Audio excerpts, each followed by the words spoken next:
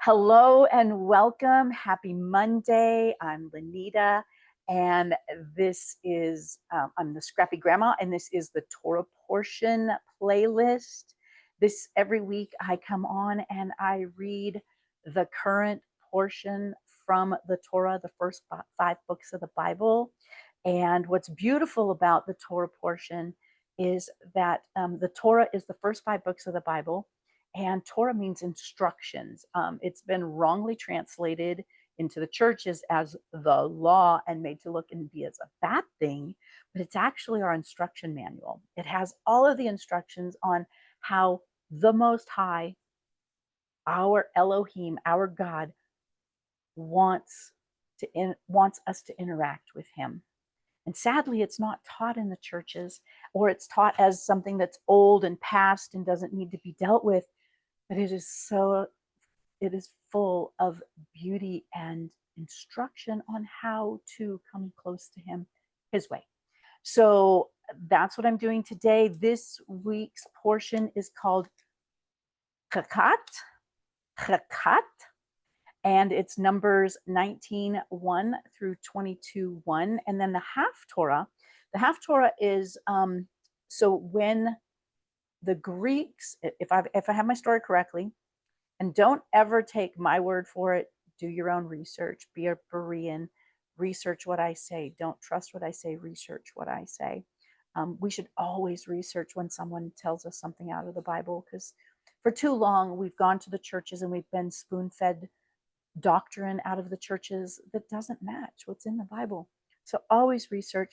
But so the Haftarah is when Greece occupied Judea, I would imagine, Judah, and they made it illegal for the Jews to study the Torah, the first 5 books of the Bible. So what they did to get around that is they took other stories from the books of the prophets and the books of wisdom that taught the same principle from the Torah, and they taught that in the synagogues, since they weren't allowed to teach the Torah, so that they could still teach their children, still teach one another, still grow in wisdom, and teach, sojourners or people who have chosen to be grafted in like us, who, may not be from Jewish descent, that choose to walk in the way of our Messiah, doing things His way. And what's beautiful about the Torah portions also is that our Messiah Himself and His disciples all read the Torah portions and studied the Torah portions. In fact, when it talks about where He got up in the synagogue to read, He was reading that week's portion. And so it's the world's oldest Bible study. It's been going on forever. And then there's also the Brit Hadashah, which is the Gospels and the letters. And I don't like calling it the New Testament, because it's all one book. From Genesis to Revelation, it's all one book. And so, but this is the back of the book after Yeshua. Oh, I have a call I really need to take. Is there a way to pause? Okay, so sorry, I had to take that because we are getting ready to travel, and there's so many details going on with people. My daughter coming to take care of the chickens and the garden and the things, and so that was her. So I may have to pause this again, but the recording will continue.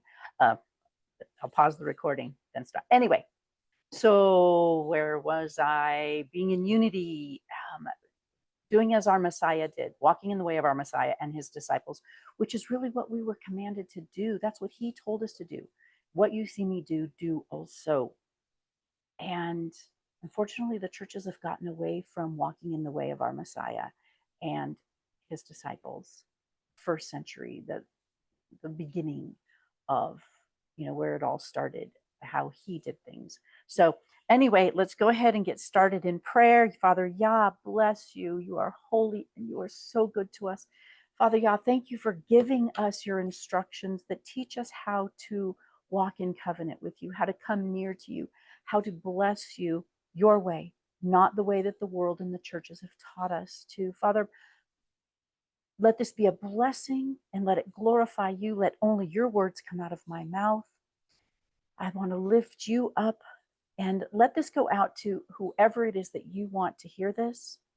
Father, give them eyes to see and ears to hear your words to them.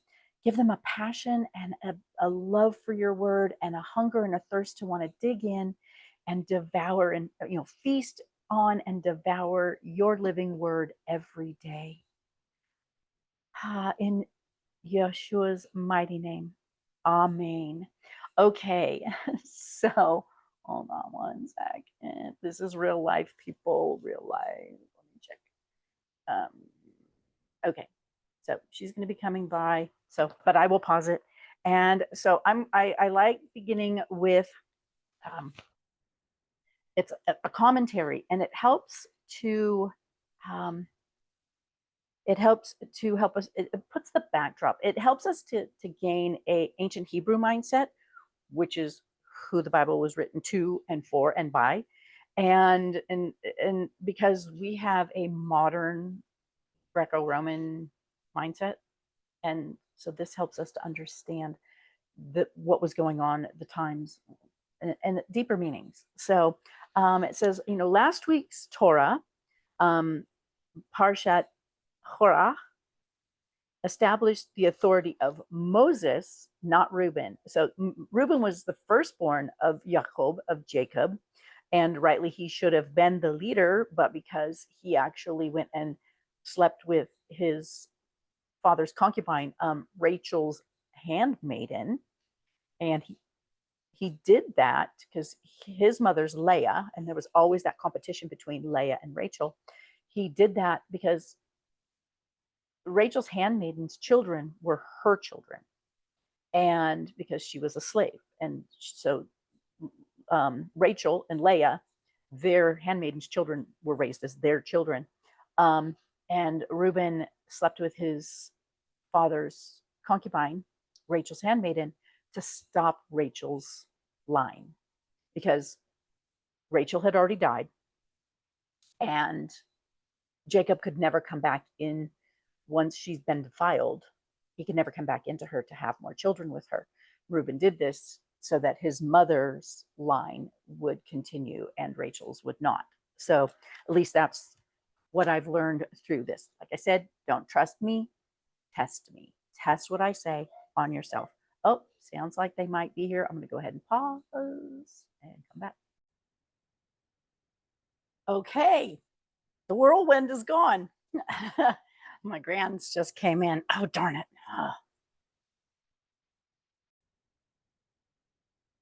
My daughter just came over for me to show her how to water the gardens and feed the animals and all of that. So, and with all the grands, so we had lots of time. They wanted to stay, but Grandma has lots of recording to do and things to do today. So, all right.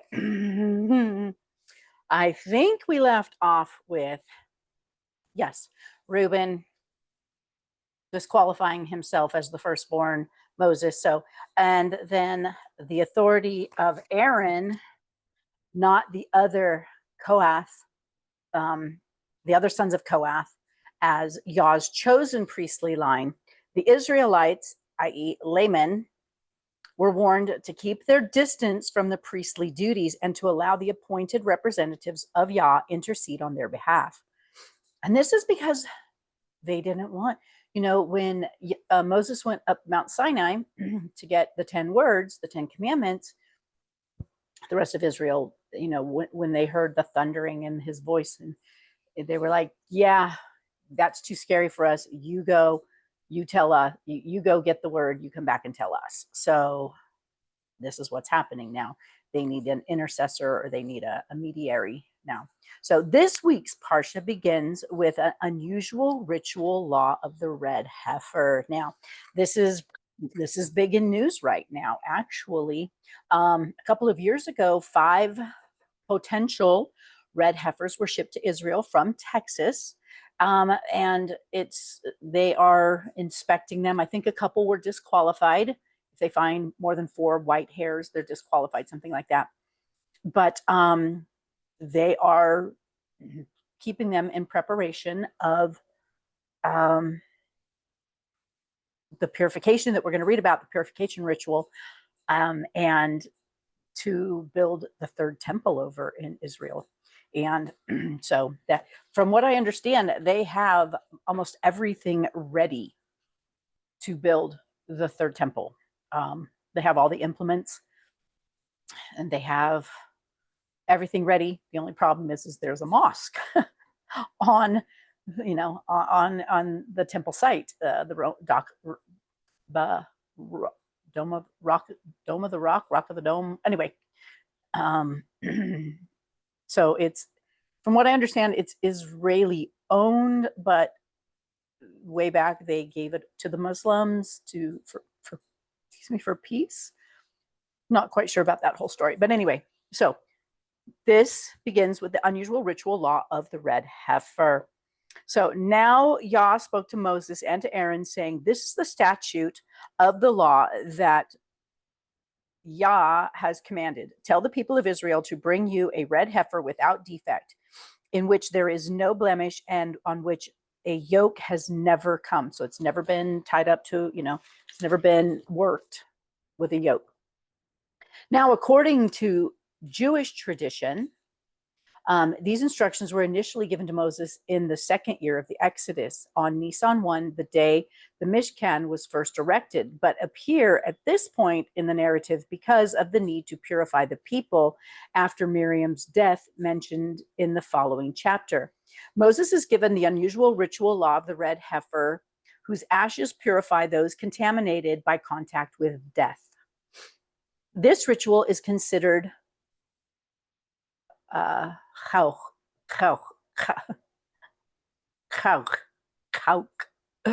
within the Jewish tradition, meaning that it makes no rational sense.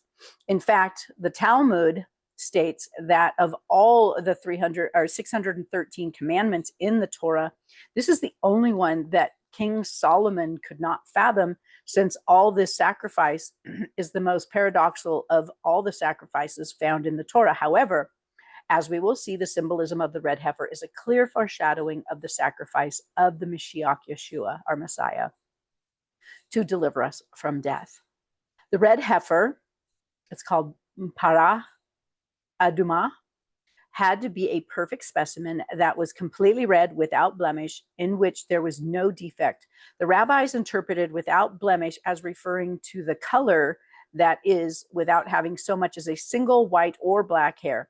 This is the only sacrifice in the Torah where the color of the animal is explicitly required. Moreover, the Parsha Adama, or the Parah Adumah, the red heifer, was never to have had a yoke on it, meaning that it must never have been used for any profane purposes. Profane meaning common purposes.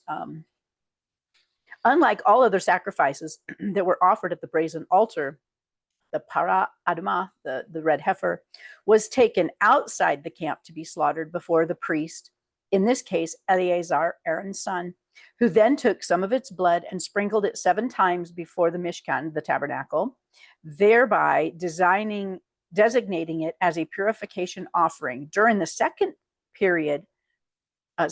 temple period, the high priest performed this ceremony facing the temple while atop the Mount of Olives. Then the red heifer would be burned in its entirety. Its hide, flesh, blood, and even dung were to be burned, unlike the Levitical sacrifices. Unlike other offerings, all the blood of the sacrifice was to be burned in the fire as well, instead of being drained off. Hyssop, a scarlet thread, and a cedar stick would then be thrown upon the burning red heifer, the same items used to cleanse zarat, leprosy. In other words, the blood was assimilated into the ashes of the sacrifice, which were then gathered and mixed with water to create the water of separation. For the Israelite community, note that the word separation refers to menstrual impurity and harkens to Zechariah 13:1. On that day, there shall be a fountain opened for the house of David and the inhabitants of Jerusalem to cleanse them from sin and from Medah. Anyone or anything that came into contact with a corpse, the embodiment of sin and death, was required to be purified using the water of separation. The purification procedure took 7 days, using stalks of hyssop dipped into the water and shaken over the ritually defiled person on the 3rd day, and then again on the 7th day. After the second sprinkling, the person undergoing the purification process would be immersed in a mikvah, a baptism, and then be unclean until the following evening. The uniqueness of the sacrifice. The parah adumah, the red heifer sacrifice, is entirely unique for the following reasons. It was the only sacrifice that specifically required an animal of a particular color. This animal was extremely rare and entirely unique. In fact, Maimonides wrote, somebody famous wrote, 9 parat adamah were separated from the time of the commandment was given until the destruction of the second temple. So only 9 times before the destruction of the second temple. Our teacher prepared one. Moses, our teacher, prepared one. Ezra prepared one. And 7 more were prepared until the destruction of the temple. The 10th will be prepared by Mashiach, by Messiah, Yeshua. We would say was prepared by the Mashiach Yeshua, blessed be he. It was the only sacrifice where all the rituals were carried out outside the camp. Where was Messiah crucified? Outside the camp. And later until the temple precincts, later outside the temple precincts. That is, the blood applications of this sacrifice occurred in a location apart from the altar. The Talmud recounts that the high priest performed the blood application of the red heifer while gazing at the temple and at the Holy of Holies from the mount opposite the Temple Mount. It was the only sacrifice that paradoxically contaminated the priest who offered it, but made the one who was sprinkled by it clean. It was the only sacrifice where the ashes were preserved and used. All the other sacrifices required the ashes be disposed of outside the camp. According to Jewish tradition, now I always, when it says according to Jewish tradition, I say take it with a grain of salt, because we don't know, it's their tradition. So once again, tradition of man. This sacrifice was to atone for the sin of the golden calf. That makes sense. Though the Torah itself does not make this association, Yeshua, our Mashiach, our Messiah, the perfect fulfillment of the para adumah, the red heifer, since he was completely without sin or defect, he was sacrificed outside the camp. He made himself sin for us, and the sprinkling of his blood makes us clean. And the water of separation that his sacrifice created is the means by which we are made clean from impurity of sin. The death of Miriam and Moses, sin of Meribah. Now, fast forward 38 years, and it goes from one verse and skips 38 years. After the people of Israel arrived in the wilderness of Sin, where Moses' sister Miriam died on Nisan 10, and was buried. According to Jewish tradition, there are 3 regular occurring miracles given to Israel as they wandered in the wilderness. Water from the well of Miriam, a rock that followed the camp of Israel during their wandering that miraculously provided water for the people. The rock. Clouds of glory for protection. The pillar of cloud by day and the fire by night miraculously protected the people from predators in the wilderness. And I would imagine that the cloud protected them from getting sunburnt out there as well. And the manna from heaven, heavenly food miraculously provided for Israel during their wandering in the wilderness. According to Midrash is where people get together and they discuss, like on Thursdays, my Bible study, women's Bible study, we have an online Midrash. We get together and we discuss what we've learned, what we've studied, and how the Father has revealed things to us. So according to Midrash, when Miriam died, the Jewish people did not, and it would be the Hebrew people because Jews are from Judah, and all 12 tribes were still together when Miriam died. So according to Midrash, when Miriam died, the Hebrew people did not properly grieve for her, and therefore Yah caused the well of Miriam to dry up. It was shortly thereafter that the Israelites gathered to complain to Moses and Aaron because of the lack of water. This was a moment of crisis for Israel, since without water the nation would surely die in the wilderness. Though of course Yah was there to provide for the people if they would trust him. Moses and Aaron went into the Mishkan, the tabernacle, and prayed to Yah. And Yah then instructed Moses to take his staff, a sign of authority, and to speak to the rock of Miriam to yield its water. And this is where Moses damned himself, actually. Then Moses and Aaron gathered the assembly together before the rock and said to them, "Hear now, you rebels, shall we bring water for you out of this rock?" And it is thought by some commentators that this use of the pronoun we was the fateful error of Moses, not the striking of the rock with the staff. Yah's judgment was that Moses did not trust him enough to sanctify him in the presence of all the people, by which it was suggested that Moses's arrogance was impossible to overlook since it was performed publicly. Moses and Aaron would therefore die in the wilderness, just as the first generation of Israelites who had failed to trust Yah did. However, Moses directly disobeyed the commandment of Yah, even after Yah explicitly told Moses and Aaron to speak to the rock. He chose to strike it. Moses appeared to act under his own authority as well.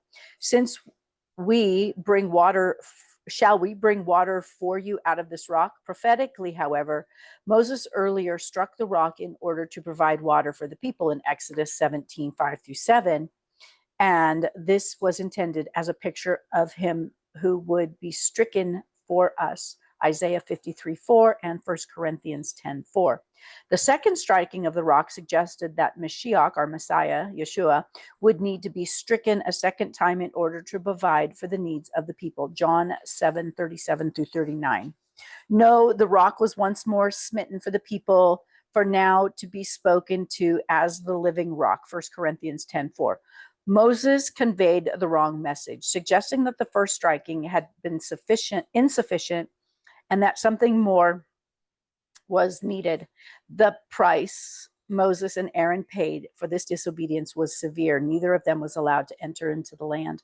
And it is to this day those who attempt to add to the work of Yah by affecting works of their own righteousness will likewise be disbarred from the land of promise, since the water that came forth were based on striving. The place was called Meribah, contention.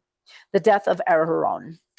After this, Moses sent a delegation to the king of Edom, asking for the permission for Israel to pass through Canaan to the promised land, but was denied, perhaps as a result of the duplicitous actions of Jacob when he reunited with Esau years ago. The camp of Israel then moved on to Mount Hor, near the land of Edom. Moses called an assembly of the people and explained that Aaron was going up to die, that he led Aaron and his sons Eleazar to the top of Mount Hor, where he removed Aaron's high priestly garments and put them on his son Eleazar. Like Moses, Aaron was denied entry into the promised land because he sinned at Meribah. The nation mourned for Aaron for 30 days. Upon the death of Aaron, the clouds of glory for protection of Israel were said to have lifted, exposing the children of Israel to peril from various predators in the desert. There's a lot in this one. And I'm actually just going to get on with reading because this is going on long and I don't want to keep you. So Numbers 19:1. And Yah spoke to Moshe and to Aaron, saying, "This is the law of the Torah, which Yah has commanded, saying, Speak to the children of Israel, that they bring you a red heifer, a perfect one in which there is," oh, wait a second.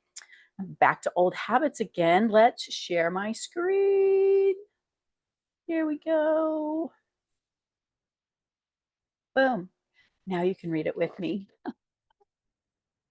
And Yah spoke to Moshe and to Aaron, saying, "This is the law of the Torah, which Yah has commanded, saying, speak to the children of Israel that they bring you a red heifer, a perfect one, in which there is no blemish and on which a yoke has never come. And you shall give it to Eleazar the priest, and he shall bring it outside the camp and shall slay it before him. And Eleazar the priest shall take some of its blood with his finger and sprinkle some of its blood 7 times towards the front of the tent of appointment. That's the tabernacle. And the heifer shall be burned before his eyes. He burns its hide, its flesh, its blood, and its dung. And the priest shall take cedar wood and hyssop and scarlet and throw them into the midst of the fire, burning the heifer. And the priest shall then wash his garments and shall bathe his body in water, and afterwards come into the camp. But the priest is unclean until evening. And he who is burning it washes his garments in water and shall bathe his body in water and is unclean until evening. And a clean man shall gather up the ashes of the heifer and shall place them outside the camp in a clean place. And they shall be kept for the congregation of the children of Israel for the water of uncleanness. It is for cleansing from sin. And he who gathers the ashes of the heifer shall wash his garments and is unclean until evening. And it shall be a law forever to the children of Israel and to the stranger who sojourns in their midst. That's us. And he who touches the dead of any human being is unclean for 7 days. He is to cleanse himself with the water on the 3rd day, and on the 7th day he is clean. But if he does not cleanse himself on the 3rd day, then the 7th day he is not clean. And anyone who touches the dead of a human being and does not cleanse himself defiles the dwelling place of Yah, and that being shall be cut off from Israel. He is unclean. For the water for uncleanness was not sprinkled on him, his uncleanness is still upon him. This is the Torah. When a man dies in a tent, all who come into the tent and all who are in the tent are unclean for 7 days. And every open vessel which is not covered with that, which has no cover fastened to it, so like any kind of open jar, anything like that, is unclean. Anyone in an open field who touches someone slain by a sword, or who has died, or a bone of a man, or a burial site, is unclean for 7 days. And for the unclean being, thou should take some of the ashes of the heifer, burnt for cleansing from sin, and running water, so living water, running water, shall be put on them in a vessel. So they take the ashes and then they pour water on it in a vessel.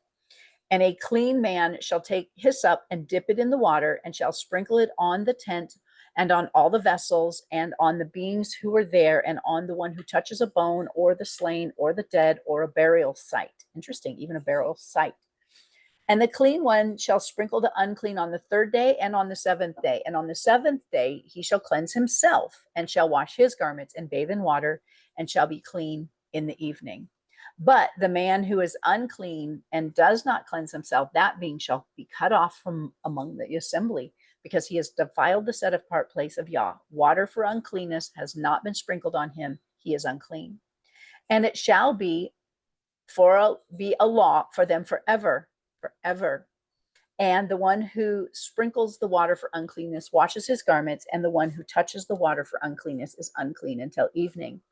And whatever the unclean being touches is unclean, and the being who touches it is unclean until evening. So, it says it's a law forever, and they're not able to, they have not been doing this practice since the second temple was torn down, was destroyed.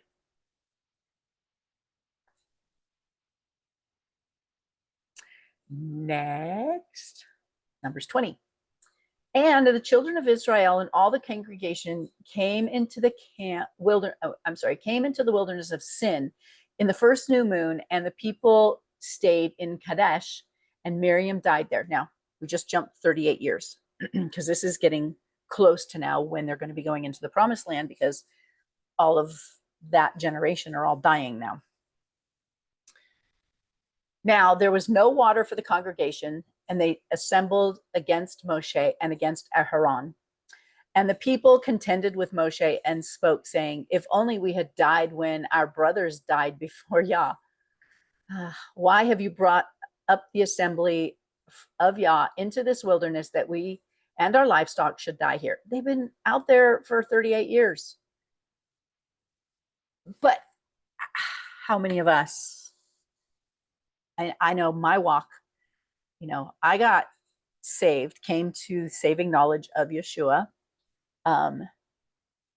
in 1980. And I spent 40 years wandering in the wilderness, acting just like the Israelites. For me, why'd you do that? Why are you doing it this way? I don't like this, blah, blah, blah. Why didn't, I want to go back.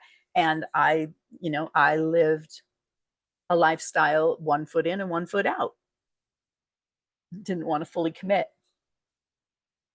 And why have you brought us up out of Mitzrayim to bring us to this evil place, not a place of grain or figs or vines or pomegranates, and there is no water to drink? Then Moshe and Aaron went from the presence of the assembly to the door of the tent of appointment, and they fell on their faces, and the esteem of Yah appeared to them.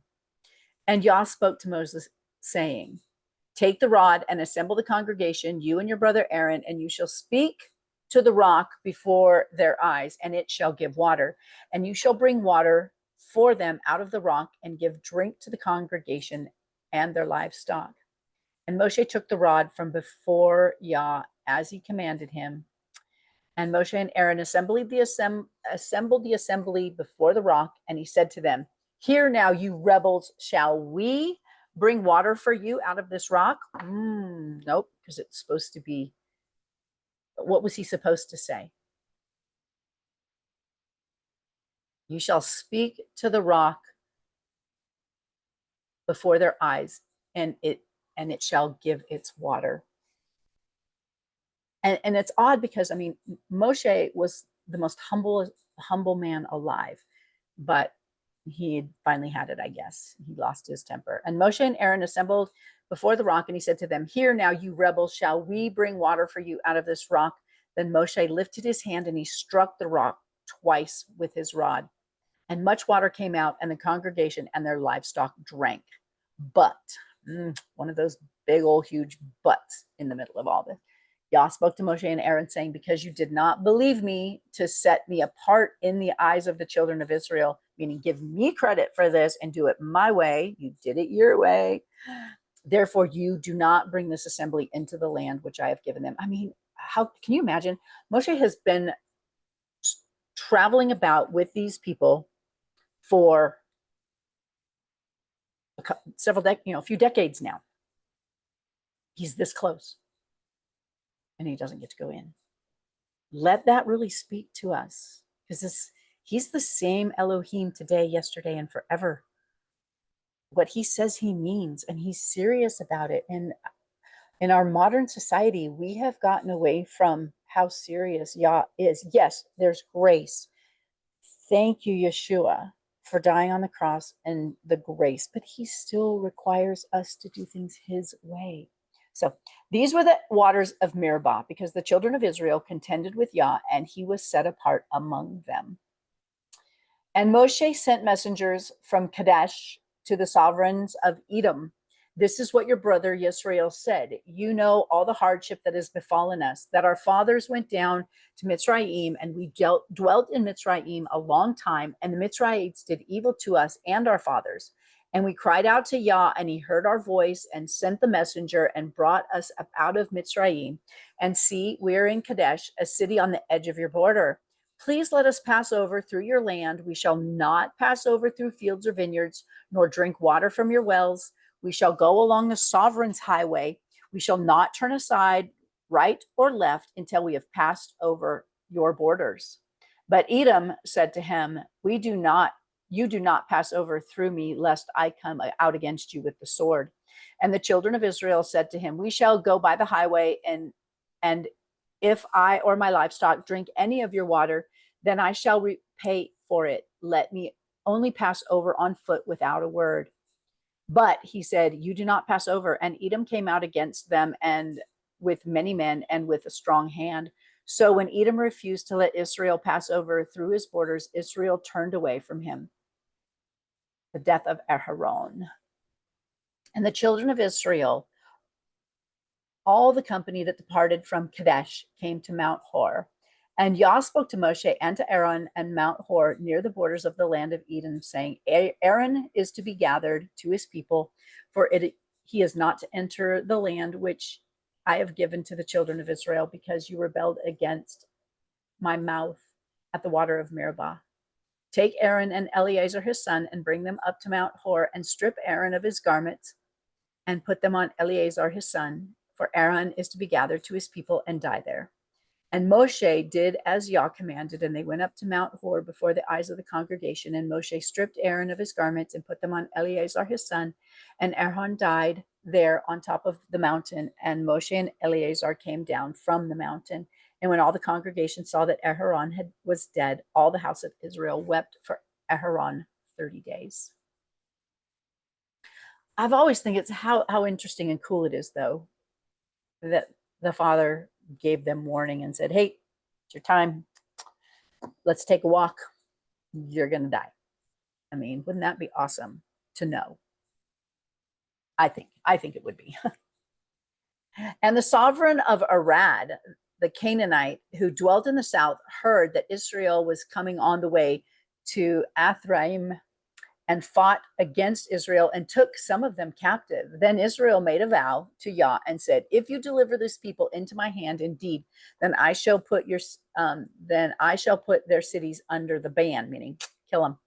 And Yah listened to the voice of Israel and gave up the Canaanites, and they put them and their cities under the ban. So the name of that place was called Hormah. And they departed from Mount Hor by the way of the Sea of Reeds to go around the land of Edom.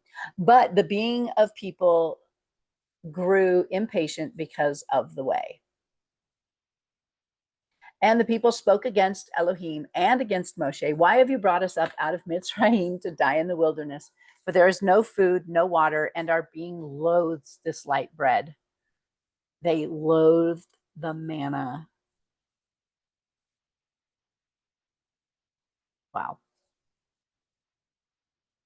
And Yah sent fiery serpents among the people, and they bit the people, and many of the people of Israel died. Then the people came to Moshe and said, we have sinned, for we have spoken against Yah and against you. Pray to Yah to take away the serpents from us. So Moshe prayed on the behalf of the people. And Yah said to Moshe, make a fiery serpent and set it on a pole, and it shall be that everyone who is bitten, if he looks at it, he shall live. So Moshe made a bronze serpent and put it on a pole, and it came to be, if a serpent had bitten anyone, when he looked at the bronze serpent, he lived. And the children of Israel set out and camped at Oboth. And they departed from Oboth and camped at Abarim in the wilderness, which is east of Moab, towards the sunrise. From there they set out and camped at the Wadi Zered. From there they set out and camped on the other side of Arnon, which is in the wilderness that extends from the borders of the Amorites. And Arnon is the border of Moab, between Moab and the Amorites. Therefore, it is said in the book of battles, which I would love to be able to find where the book of battles, where I could read that. Wahab in Supah, the Wadi of Arnon, and the slope of the Wadi that turns aside to the dwelling of Ar and lies on the border of Moab. And from there to Beer, which is the well where Yah said to Moshe, gather the people and let me give them water. Israel then sang this song, spring up, O well. We all know that. Spring up, O well. Yep. Sing to it. A well the leaders sank, which the nobles of the people dug with their staves by the words of the inscriber, then from the wilderness on to Matana. From Matana to Nahaliel, from Nahaliel to Bamath, and from Bamath in the valley that is the country of Moab to the top of Pisgah, which looks down on the wasteland. And Israel sent messengers to Sihon, sovereign of the Amorites, saying, let me pass through your land. We shall not turn off into the fields or the vineyards, and we shall not drink water from the wells, but go by the sovereign's highway until we have passed over the border. But Sihon would not allow Israel to pass through his borders. So Sihon gathered all of his people together and went out against Israel in the wilderness, and he came to Yahatz and fought against Israel. And Israel struck him with the edge of the sword and took possession of his land from Arnon to Yabach, as far as the children of Ammon, for the border of the children of Ammon was strong. And Israel took all the cities, and Israel dwelt in all the cities of the Amorites, in Heshbon and in all of its villages. So you can see through 22:1. Okay. For Heshbon was the city of Sihon, the sovereign of the Amorites, who had fought against the former sovereign of Moab and had taken all of his land from his hand as far as the Arnon. This is why those who speak in Proverbs, saying, "Come to Heshbon, let the city of Sihon be built and established." For the fire went out from Heshbon, a flame from the city of Sihon. It consumed Ar of Moab, the masters of heights of Arnon. Woe to you, Moab! You have perished, O people of Chemosh. He has given his sons as fugitives and his daughters into captivity to Sihon, the sovereign of the Amorites.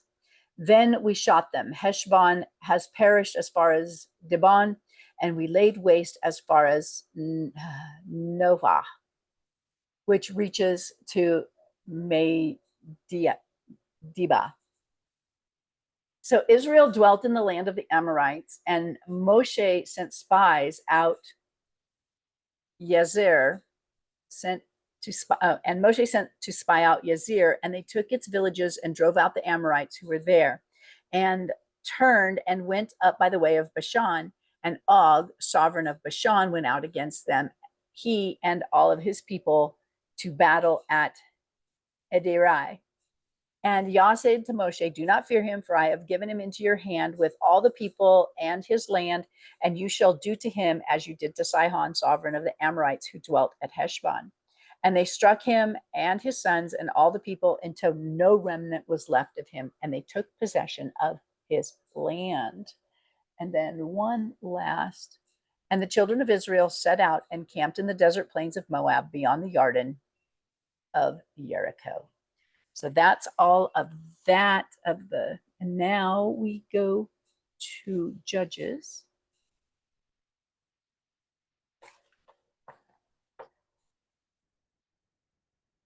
(11) 1 through 33.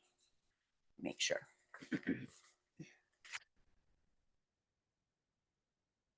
Judges 11, 1 through 33. So Judges 11, 1 through 33. And Jephthah, the Gileadite, was a mighty brave one, but he was the son of a whore. And Gilead brought forth Jephthah. And the wife of Gilead bore sons. And when his wife's sons grew up, they drove Jephthah out and said to him, "You shall not have an inheritance in the house of our father, for you are the son of another woman." And Jephthah fled from his brothers and dwelt in the land of Tob. And worthless men banded together with Jephthah and went out with him. And it came to be sometime later that the children of Ammon fought against Israel. And it came to be when the children of Ammon fought against Israel that the elders of Gilead went to bring Jephthah out to the land of Tob. And they said to Jephthah, "Come, and you shall be our commander, and let us fight against the children of Ammon." But Jephthah said to the elders of Gilead, "Do you not hate me and drive me out from my father's house? Why have you come to me now when you are in trouble?" And the elders of Gilead said to Jephthah, that is the reason we have turned to you, that you shall go with us and fight against the children of Ammon and be our head over the inhabitants of Gilead. And Jephthah said to the elders of Gilead, "If you take me back home to fight against the children of Ammon, and Yah gives them to me, and am I to be your head?" And the elders of Gilead said to Jephthah, "Yah is witness between us. If we do not do according to your words." Then Jephthah went to the elders of Gilead and to the people, set him over them as head and commander. And Jephthah spoke all these words before Yah at Mishpah. And Jephthah sent messengers to the sovereign of the children of Ammon, saying, "What is it between you and me that you have come to fight against me in my land?" And the sovereigns of the children of Ammon said to the messengers of Jephthah, because Israel took my land when they came up out of Mitzrayim from the Arnon as far as Yabak to the Yarden, and now give back those lands in peace. But Jephthah again sent messengers to the sovereigns of the children of Ammon and said to him, this is what Jephthah said: Israel did not take the land of Moab, nor the land of the children of Ammon. For when they came up from Mitzrayim and Israel walked through the wilderness as far as the Sea of Reeds and came to Kadesh, then Israel sent messengers to the sovereigns of Edom, saying, please let me pass through your land. But the sovereigns of Edom would not listen. And they also sent to the sovereign of Moab, but he refused. So Israel stayed at Kadesh. Then they went through the wilderness and around the land of Edom and the land of Moab, and came to the east side of the land of Moab and encamped beyond Arnon. But they did not enter the border of Moab, for Arnon was the border of Moab. And Israel sent messengers to Sihon, sovereign of Amorites, sovereign of Heshbon, and Israel said to him, please let us pass over through your land into our place. But Sihon did not trust Israel to pass through their border, and Sihon gathered all his people together, and they encamped in Yahatz and fought against Israel. And Yah, Elohim of Israel, gave Sihon and all of his people into the hand of Israel, and they struck them. So Israel took possession of all the land of the Amorites and the inhabitants of that land. Thus they took possession of all the border of the Amorites from Arnon to Yabak, and from the wilderness to the Jordan. And now Yah, Elohim of Israel, has driven out the Amorites from before his people, Yisrael. Should you then possess it? Whatever Kamash your mighty ones give you to possess, do you not possess it?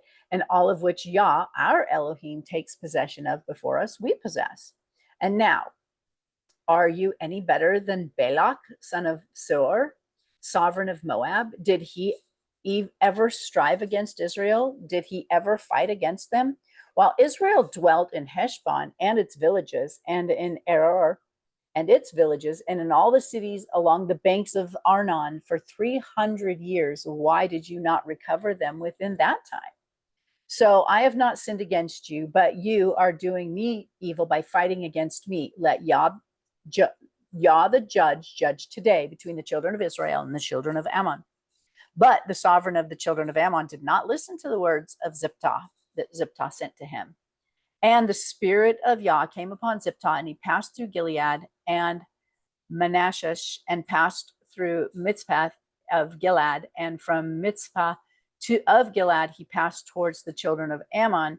And Jephthah made a vow to Yah and said, if you give the children of Ammon into our hands, then it shall be that whatever comes out of the door of my house, oh, I hate this one, to meet me, then when I return in peace from the children of Ammon, shall belong to Yah, and I shall offer it up as an ascending offering.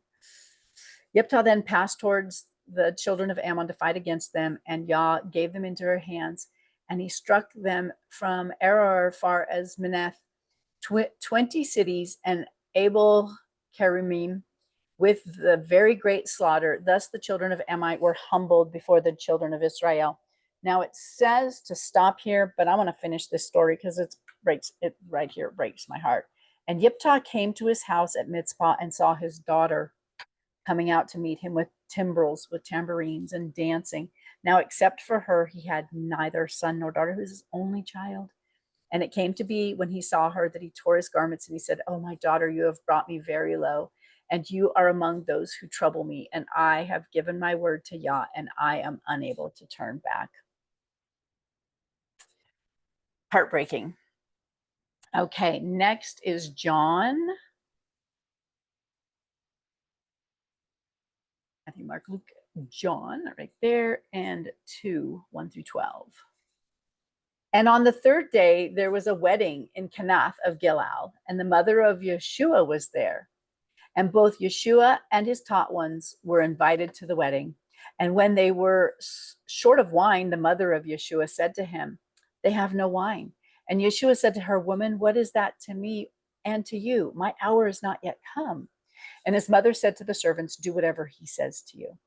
And there were 6 stone water jugs standing there, according to the mode of cleansing of the Yahudim, of the Jews, each holding 2 or 3 measures. And Yeshua said to them, fill the water jugs with water, and they filled them to the brim. And he said to them, now draw out and take to the master of the feast. So they took it. But when the master of the feast had tasted the water that had become wine, and did not know where it had come from, though the servants had drawn the water new, the master of the feast called the bridegroom, and he said to him, every man at the beginning sets out the good wine, and when they have drunk, then that which is poorer, you have kept the good wine until now. This is the beginning of the signs Yeshua did in Canath of Gilgal, and manifested his esteem, and his taught ones believed in him. And after this, he went down to Kephar Nahum, he and his mother and his brothers and his taught ones, and there they stayed not many days. All right. Well, that is it. Father Yah, once again, thank you so much for this opportunity to be able to share your word. Send it out to who you want to hear, and bless them, and all blessings and honor and glory to you. In Yeshua's name. Amen. Be blessed. Let me see how that. Okay, stop sharing and stop recording. Bye.